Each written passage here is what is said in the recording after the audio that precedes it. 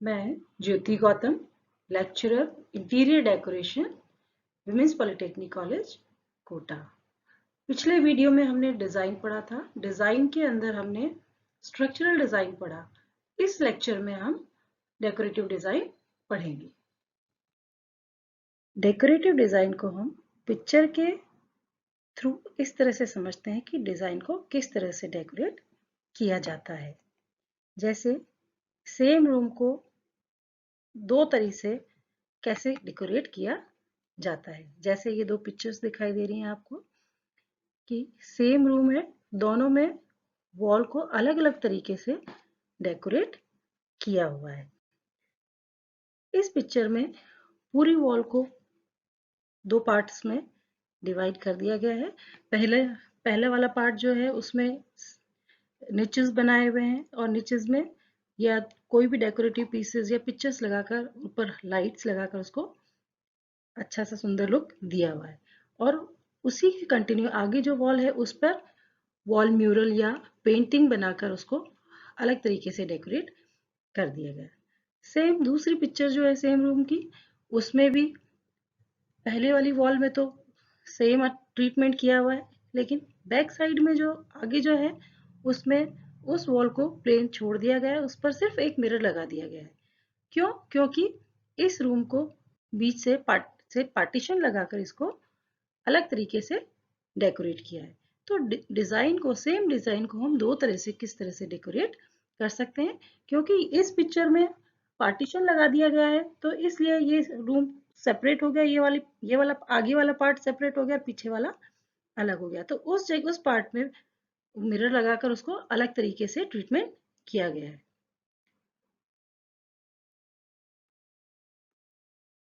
Definition of decorative design.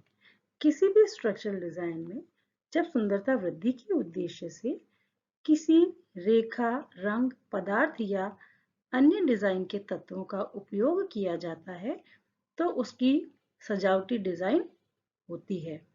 सुंदर वस्तुएं आकर्षक और सुखद होती हैं। जैसे इस पिक्चर में दिखाया हुआ है कि ये रूम है। इस रूम में अलग अलग विंडो को अलग तरीके से डेकोरेट किया हुआ है। कर्टन को दो पार्ट्स में डिवाइड करके दो तरह से क्लोथ्स यूज करके उसको कर्टन को भी डेकोरेट कर दिया। विंडो ट्रीटमेंट किया है, उसमें भी कर्टन को दो तरीके से डेकोरेट करके विंडो का ट्रीटमेंट किया हुआ है। फायर प्लेस लगाया गया है तो उससे थोड़ा सा डिफरेंट लुक उस रूम के अंदर आ गया है। और सोफास का जो कलर कॉम्बिनेशन है वो भी कर्टन के कॉम्बिनेशन को मैच करते हुए से और भी बहुत सारी चीजें इसमें इस तरह से डेकोरेटिव तरीके से अरेंज करके इसको बहुत सुंदर लुक दिया हुआ है।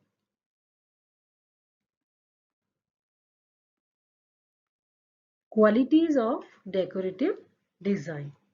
उपयोग में लाए गए स्थान व पदार्थ के अनुरूप डिजाइन का चुनाव करना चाहिए।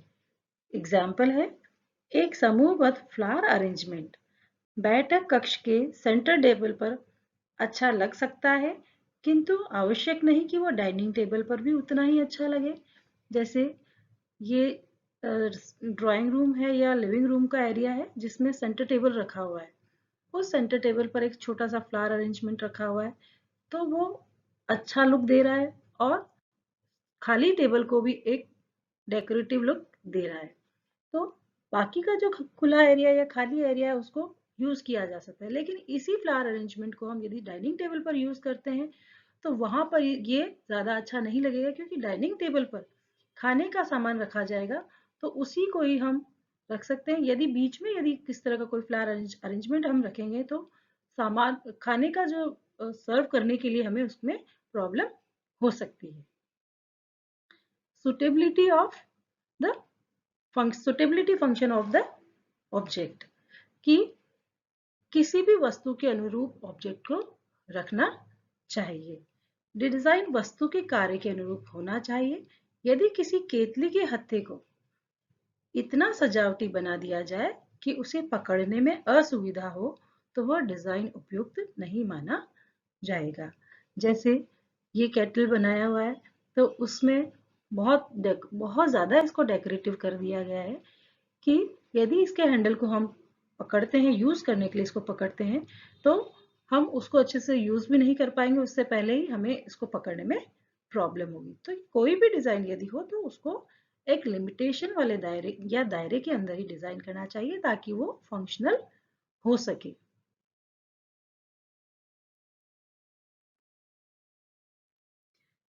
सीमित सजावट। किसी भी सजावटी डिजाइन में बहुत अधिक मात्रा में सजावट नहीं की जानी चाहिए। फॉर एग्जाम्पल, बहुत अधिक रंगों का उपयोग करने से या बहुत अधिक रेखाओं द्वारा सजावट करने से उसका आकर्षण नष्ट हो जाता है। ठीक है, कि इससे संपूर्ण डिजाइन में एक रूपता होनी चाहिए ताकि वह सही अनुपात में या सही रेशो में दिखाई दे। जैसे ये दो पिक्चर्स दिखाई दे रही हैं। पहली पिक्चर में बहुत सारी लाइंस को यूज किया हुआ है और बहुत सारे कलर्स को यूज किया हुआ है, तो ये देखने में कुछ देर की सेकंड्स के लिए अच्छा लगेगा, लेकिन कुछ टाइम, लंबे टाइम तक के लिए अच्छा नहीं लगेगा, आपके लिए कंफर्टेबल नहीं होगा। इसी तरह से दूसरी पिक्चर में कि उसमें भी बहुत सारे कलर्स को, डार्क कलर्स को यूज किया हुआ है, कहीं बहुत ज्यादा यूज किया है, कहीं कुछ कम कलर्स को यूज किया हुआ है। तो इस तरह का जो कलर कॉम्बिनेशन या लाइंस या डिजाइन्स यदि हम यूज करते हैं तो वो हमारे लिए कुछ देर के लिए हमें, हमारी आंखों को सुकून देने वाले होते हैं, लेकिन लंबे टाइम तक के लिए वो हमें कंफर्टेबल फील करवाने वाले नहीं होते।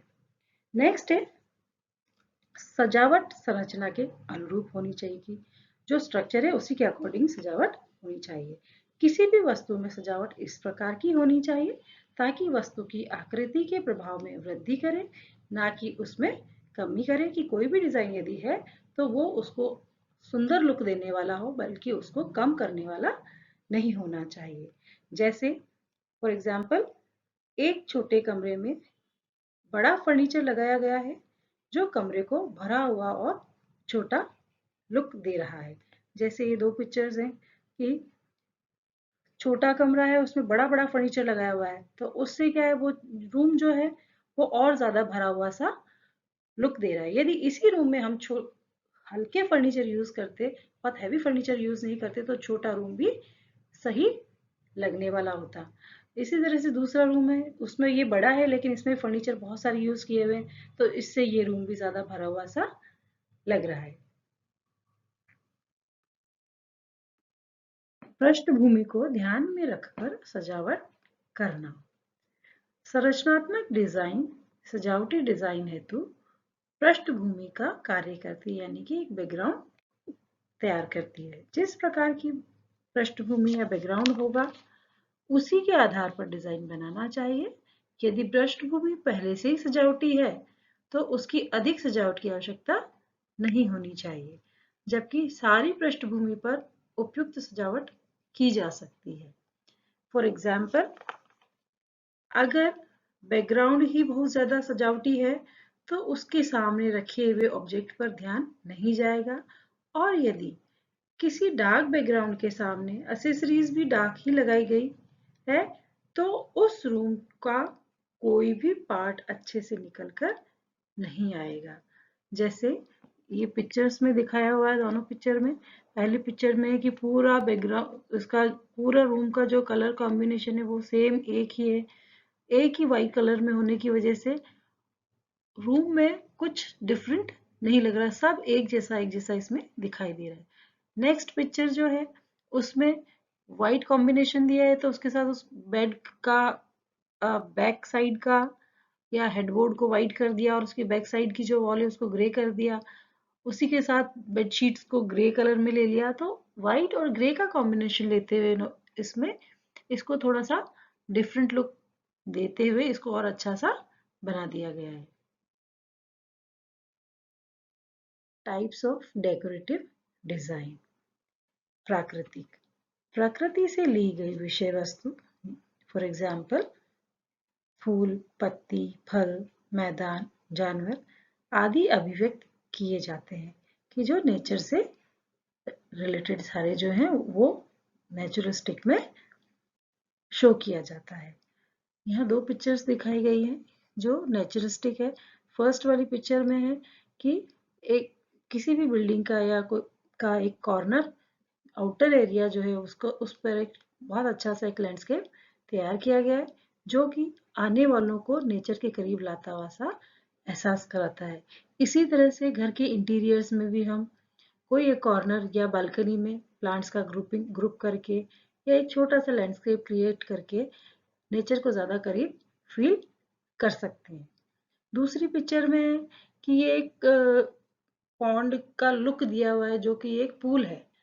उस पूल में को नेचुरल लुक देने के लिए वाटरफॉल का लुक दिया हुआ है जो कि एक पूल भी हो सकता है और उसको नेचुरल लुक देते हुए उसमें वाटरफॉल को भी डाला गया है।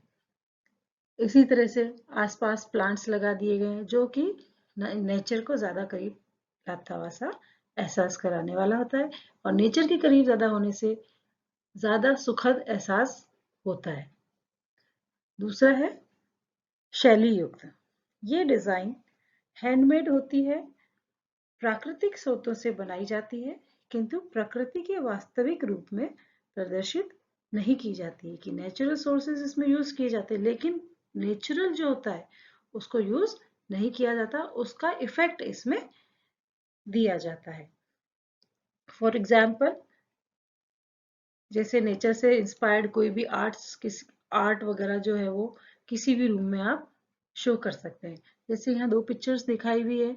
एक पिक्चर में नेचुरल जो इफेक्ट देने के लिए नेचर वाला वॉलपेपर यूज किया यानी कि इसमें प्लांट्स या ड्राई प्लांट्स ट्रीज का इफेक्ट देते हुए वॉलपेपर को यूज किया हुआ है और सेम दूसरी पिक्चर में वही नेचर का इफेक्ट देते हुए थोड़ा सा मॉडर्न लुक देने, दोनों पिक्चर्स में थोड़ा सा मॉडर्न लुक दिया हुआ है। तो मॉडर्न लुक के साथ इसमें एक ड्राई ट्री का इफेक्ट दिया हुआ है जो कि एक म्यूरल फॉर्म में शो किया गया है। तो ये एक स्टाइलिश लुक देने वाला हो गया कि नेचर जैसा हो गया लेकिन उसको स्टाइलिश लुक देते हुए उसको और ज्यादा सुंदर बनाया गया। ज्योमेट्रिकल, ये डिजाइन जिसमें वृत्त, त्रिभुज, आयताकार आदि शेप्स को सम्मिलित किया गया है और इससे कोई भी डिजाइन तैयार कर सकते हैं। जो एग्जांपल्स जो हैं इसमें ये ट्रायंगल, सर्कल, वेवी लाइंस, इनको यूज करते हुए आप कोई भी डिजाइन तैयार कर सकते हैं। जिस तरह से इस पिक्चर में है कि एक बुक शेल्फ बनाया गया है जो कि ज्योमेट्रिकल शेप्स को लेते हुए एक बुक शेल्फ बनाया जो कि फंक्शनल है। अगली पिक्चर जो है उसमें वॉल पर जो डिजाइन बनाया गया है वो पेंट किया गया है तो उसको इस तरह ज्योमेट्रिकल शेप्स को इस तरह से यूज किया गया है कि उसका इफेक्ट और अधिक सुंदर निकल कर आ रहा है। एब्स्ट्रैक्ट या सूक्ष्म डिजाइन, इसमें आकार व नमूने यद्यपि ज्यामितीय से ही लिए जाते हैं किंतु यह ज्यामितीय डिजाइन की अवधारणा की अपेक्षा कम दृढ़ व औपचारिक होते हैं या कि कम फॉर्मल होते हैं। इसमें पिक्चर्स जो दी हुई हैं जैसे ये वाली पिक्चर है लिविंग एरिया है तो इसमें जो डिजाइन बनाया हुआ है वो इस तरह से दिया हुआ है कि उस कोई भी जो ज्योमेट्रिकल पैटर्न है उसको इस तरह से इंस्पायर्ड किया जाता है कि इसमें कोई भी रूल्स वगैरह नहीं होते। इसमें आप अपनी क्रिएटिविटी दिखा सकते हैं और कोई नया पैटर्न दिखा सकते हैं। जैसे इस पिक्चर में है कि वॉलपेपर में अपनी क्रिएटिविटी दिखाते हुए उसको नया लुक दिया गया है और उसमें 3D इफेक्ट देते हुए एब्स्ट्रैक्ट डिजाइन तैयार किया गया है। अगली पिक्चर है, इसमें जो हम ज्योमेट्रिकल शेप्स जैसे रेक्टेंगल, स्क्वायर, इसके शेप्स को यूज करते हुए चेयर्स को बनाते हैं लेकिन उससे थोड़ा सा हटकर इसमें इलिप्स को लिया हुआ है तो इलिप्स का भी शेप थोड़ा सा डिफरेंट लिया हुआ है तो इसको हम एब्स्ट्रैक्ट कहते हैं। कह सकते हैं कि ये एब्स्ट्रैक्ट डिजाइन हो गया कि जो ज्योमेट्रिकल शेप्स वगैरह जो है उससे थोड़ा सा हटकर, जो कि हमेशा जैसी नजर आने वाली चेयर्स होती है उससे थोड़ा सा हटकर इस तरह का डिजाइन तैयार किया गया। तो एब्स्ट्रैक्ट डिजाइन इस तरह से तैयार किए जाते हैं।